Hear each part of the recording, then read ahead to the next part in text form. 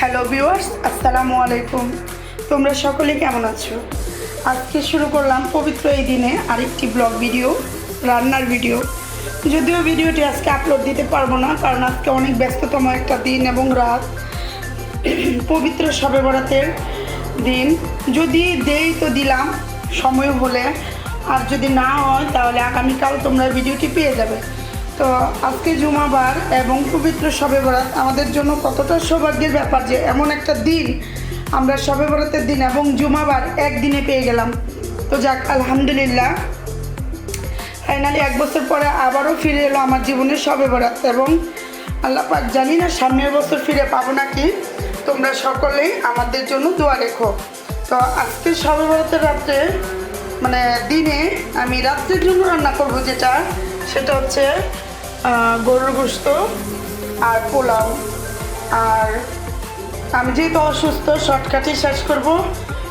মুরগির মাংস রান্না করতে চাইছিলাম, কিন্তু আমার শরীরে জ্বর চলে আসছে, এই জন্য পারলাম না। তো চলো আজকের ভিডিওটি শুরু করা যাক।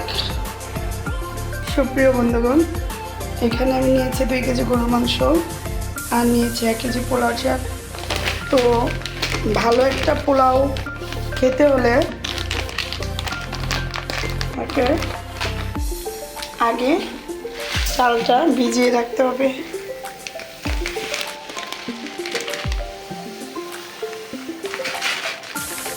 আমি আগে চালটা ভিজিয়ে নিই। আর আজকে আমি গরুর মাংসটা সম্পূর্ণ রান্না করব বাটা মশলা। তো এখনকার মেয়েরা কিংবা ঘরের যারা আছে তারা মশলা বাটতে চায় না, কিন্তু মাঝে মাঝে আমি ভিন্ন স্বাদ নিয়ে আসার জন্য মশলা বেটে রান্না করি, যাতে খাবারে একটা ভিন্ন একটা স্বাদ আসে। আর যেহেতু পোলাওয়ের সাথে খাবো, রান্নাটা আমার সুন্দর হতেই হবে। আমি তো চেষ্টা করবো, বাকিটা আল্লাহ পাকের ইচ্ছা। তো আমি পোলাও চালটা ধুয়ে নিলাম। তো আমি এখন মশলাগুলো বেটে নিব। আমি নিয়ে নিয়েছি শুকনা মরিচ, কয়েকটা দারচিনি, কয়েকটা এলাচ, লং আর গোলমরিচ। আমার রান্নাতে স্পেশাল মশলা বলতে কোনো কিছু নাই, এগুলি আমি একসাথে বেটে নেব।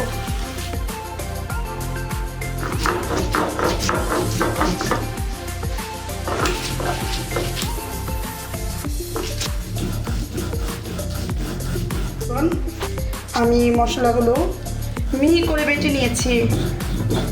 তো এখনকার মানুষ বাটতে চায় না, শুধু মিক্সিতে ব্লেন্ড করতে চায়। আমারও স্টিলের ব্লেন্ডার আছে, কিন্তু বাটা মশলার স্বাদ অন্যরকম হয়। এই জন্য আমি ভাবলাম বেটে নিই। আর যেহেতু আমি একটু অসুস্থ, বাড়তে বাড়তে একটু ক্লান্ত হয়ে গেছি, তো ফিরা যাক মূল রান্নায়। সুপ্রিয় বন্ধুগণ, চুলার মধ্যে আগুন দিয়ে দিলাম, হাঁড়ি চড়িয়ে দিলাম। তো এখানে হাঁড়িটা গরম হতে থাক, আর উপকরণগুলো আপনাদেরকে একটু দেখিয়ে দিই। এখানে নিয়ে নিয়েছে গোটা আলাম গরম মশলা, দিব 3-4 টমেটো, মশলা বাটা, 2 কেজি গরুর গোশত, আদা রসুন পেস্ট, জিরা বাটা, আর ওইখানে আছে হলুদ মরিচ ধনিয়ার পাউডার। আর লাস্টে দিয়ে দিব একটু গরম মশলা, একটু জিরা ভেজে টেলে তারপর পাউডার করে দিয়ে দিব। তো চলুন আমরা শুরু করি। হ্যাঁ, তো প্রথমে তেল দিয়ে দিলাম হাঁড়িতে। এখানে পেঁয়াজ কুচি করা আছে 2 রকম করে, এখানে কুচি, একেবারে কুচি, আর এটা একটু মোটা মোটা। যেহেতু মাংসটা আমি বোনা করব এবং পোলাওয়ের সাথে খাবো, তো গ্রেভিটা একটু ভালো আসার জন্য এই মোটা মোটা করে পেঁয়াজ কেটে রাখছি, এটা কষানির সাথে দিয়ে দিব। আর টমেটো কুচিগুলো দিয়ে দিব। তো তেলটা গরম তেমন একটা হয়নি, তো পেঁয়াজটা দিয়ে হয়ে যাবে। দিয়ে দিলাম পেঁয়াজ কুচি, আর একটু পানি পাশে চুলায় বসাই দিই। আদা রসুনগুলো তেলের সাথে ভালো মতো ভাজা হয়ে গেছে। আর এর পাশে পানিটা ফুটে গেছে, পানিটা নামিয়ে পোলার জন্য লিকুইড দুধ বসিয়ে দিচ্ছি। আর এই আদা রসুনের সাথে আমি এখন দিয়ে দেবো বাটা মশলা, কারণ বাটা মশলারও একটা কাঁচা গন্ধ থাকে, সেটা যাতে চলে যায়। আর দিয়ে দেবো গোটা মশলা, গন্ধটা যাতে ভালো মতো ছিল সেই জন্য। সবগুলো উপকরণ একসাথে একটু কষিয়ে নেব, হালকা একটু তেলের সাথে একটু ভেজে নিই। আর যেহেতু আজকে মরিচ বেটে দিছি, আমি মরিচের গুঁড়া তরকারিতে দেবো না, তো আমি গুঁড়া মশলাগুলো দিয়ে দেবো। দিয়ে দিলাম হলুদ পাউডার। আজকে পবিত্র শবে বরাত, আপনারা আমার জন্য দোয়া করবেন। আমি আপনাদের পরিবার ও আপনাদের জন্য দোয়া রাখি। আল্লাহ পাক যেন সবাইকে ভালো ফয়সালা করেন আজকের এই পবিত্র দিনের এবং পবিত্র রাতেরও ছিল। দিয়ে দিলাম ধনিয়ার পাউডার। যেহেতু 2 কেজি মাংস নিতে একটু বেশি লাগবে। আর এখানে দিয়ে দিব, মাংসে জিরা না হলে নাই হয়, জিরা বাটা। তো এটার মধ্যে সামান্য পরিমাণ সেই বাটিটা ধুয়ে পানি দিই, দিয়ে এখন ভালোভাবে এটা কষিয়ে নেব। এখনও পুরোপুরি কষানো হয়নি, তাও দেখেন কালারটা কি আসছে মশলার। একটু কষ্ট করলে পরিবার নিয়ে ভালো একটা সুন্দর একটা রেসিপি স্বাদ নেওয়া যায়। এটার সাথে আমি আরও সুন্দর কালার আসার জন্য টমেটো কুচিগুলো দিয়ে দেব। যখন টমেটোগুলো গলে যাবে তখন টমেটোর কালারে আরও সুন্দর কালার আসবে। তো এই পাশে দুধগুলো বলো আসা শুরু করে দিয়েছি, গরম হয়ে গেছে, ভালো মতো হিট হোক, পোলার জন্য নিচ্ছি। আর এই পাশে মশলা কষাচ্ছি। আপনারা শুধু কালারটা দেখুন একবার, পুরো রেস্টুরেন্টের মতো কালার আসছে। এখনও কিন্তু গরুর গোস্তগুলো দেইনি, তাও কি মনে হচ্ছে না যে মশলা দিয়ে এক মুঠ ভাত খাওয়া যাবে? আর টমেটোগুলো এখনও ভালো মতো গলেনি, তো টমেটোগুলো যখন গলবে তখন কালারটা আরও সুন্দর আসবে। তো যাই হোক, মশলাগুলো ভালো মতো কষানো হয়ে গেছে, দেখেন উপরে তেল বেশি গেছে। তো আমি এখন গরুর গোস্তগুলো দিয়ে দিব।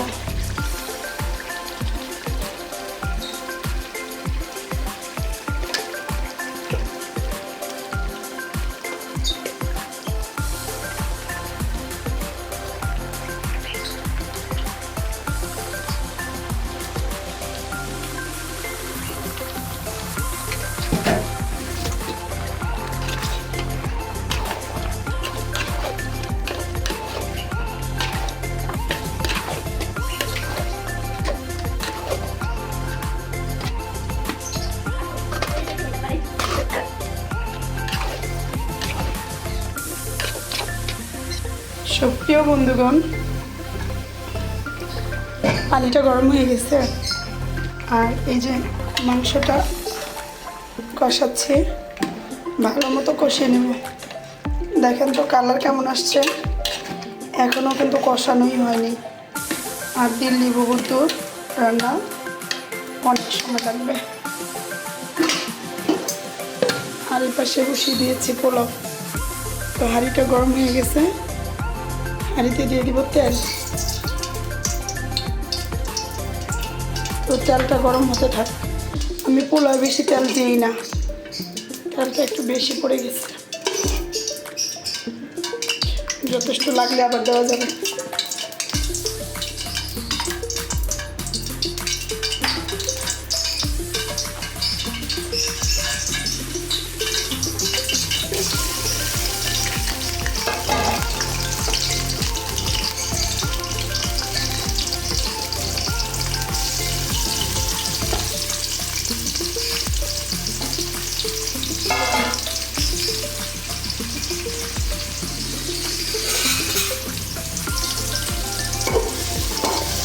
মাছগুলো ভালো মতো ভেজে নেব।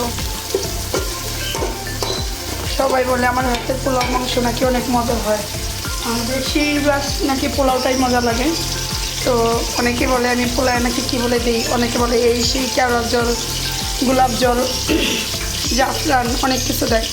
আপনারা আজকে দেখবেন আমি কি কিছু দেই না, অতি সিম্পলভাবে আমি পোলাওটা রান্না করি। আমার পোলাও এক্সট্রা আমি কোনো কিছু অ্যাড করবো না, সাদা সিধেভাবে পোলাওটা রান্না করবো। আপনারা দেখতে থাকুন।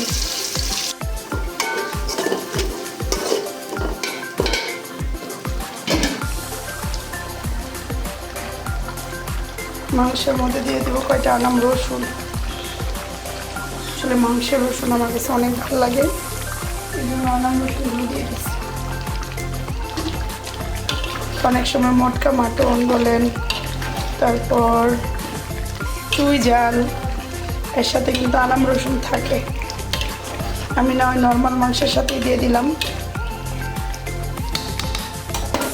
আর এদিকে পেঁয়াজ ভাজা ভাজা হয়ে গেছে, এটার সাথে দিয়ে দিব আনাম মশলা,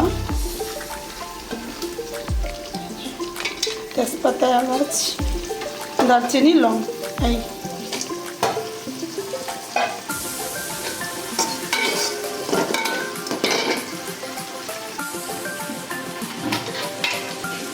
আর দিয়ে দিব সামান্য আদা রসুন বাটা।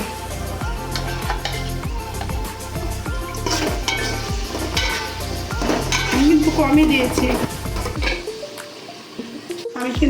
আদা রসুন বাটা দিয়েছি, যে আদা রসুনে পানি ছিল যে সেজন্য।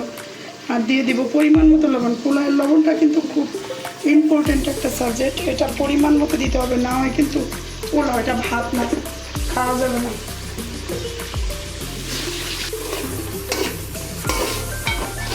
তো আমি আরেকটু আদা রসুনগুলো ভেজে নিচ্ছি তেলের সাথে।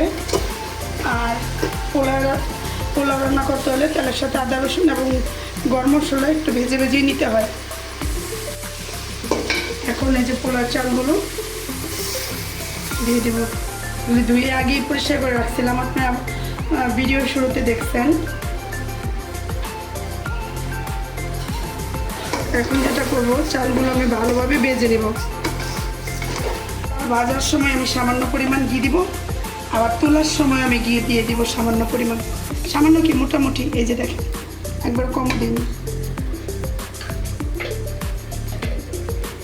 এখন ঘিটা দিয়ে ভালোভাবে আমি চালটা একবারে সুন্দর করে ভেজে নিব। আর এদিকে মাংস কষানো হচ্ছে, একটু শুধু কালারটা দেখেন, কষানো হচ্ছে শুধু, আর রান্না হলে কালারটা কেমন আসবে দেখেন। পোলাও চালগুলো মোটামুটি ভাজা হয়ে গেছে। এবার আপনাদের একটা টিপস শিখিয়ে দিই, যদিও অনেকে জানেন, আবার অনেকের পোলাও জর্জরে সুন্দর হয় না। টিপসটা হলো দেখাচ্ছি, আপনারা যদি লিকুইড মিল্ক দেন তাহলে 1 কেজি চালে, এখানে 1 কেজি পোলাও চাল, 1 কেজি চালে 2 কেজি পানি দেবেন একদম মেপে। তো এটা আমার 1 পায়া মগ, তো আমি যেহেতু লিকুইড মিল্ক দিতেছি সেহেতু আমি মেপে দেবো 1, 2, এখানে 2.5, ওই হিসাব করে দিতে হবে, 3, 4, 5, 6, 7, 8 হইল আমার 8 গ্লাস পানি দেওয়া। আর এখন এই মাপেই পোলাওটা আমার ঝরঝরে সুন্দর হবে। আমি কয়েকটা আনাম কাঁচামরিচ ছড়িয়ে দিলাম।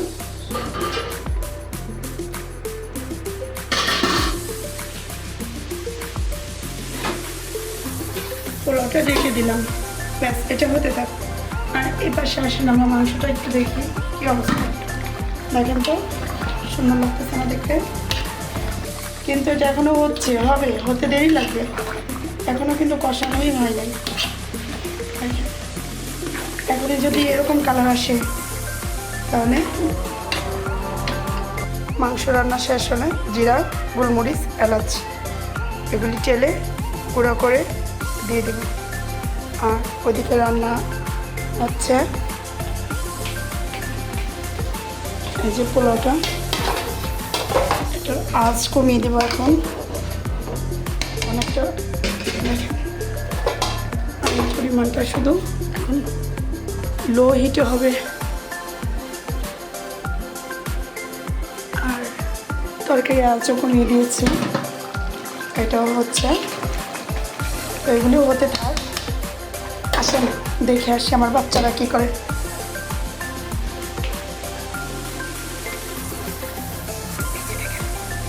আমার মিনা টোনা, এই যে টোনা বের হয়ে গেছে দেখেন আদর খাওয়ার জন্য। আম্মু আম্মু, এই যে মিনা, এই যে দুজন খুব অসহায়, মানে বন্দি মানে এদের কাছে অসহায় জীবন। এই যে দেখেন মাথা বের করবে, কথা শুনবে, আদর খাবে। এই যে টোনার অবস্থা দেখেন, দেখেন কিভাবে কথা শুনে। এখন সে আদর খাবে মানে মাথা বের করে কোন কোন জায়গা দিয়ে সেটাই খুঁজতেছে। এখনো কারো হাত পাইতেছে না, এই জন্য মাথা বের করতেছে না।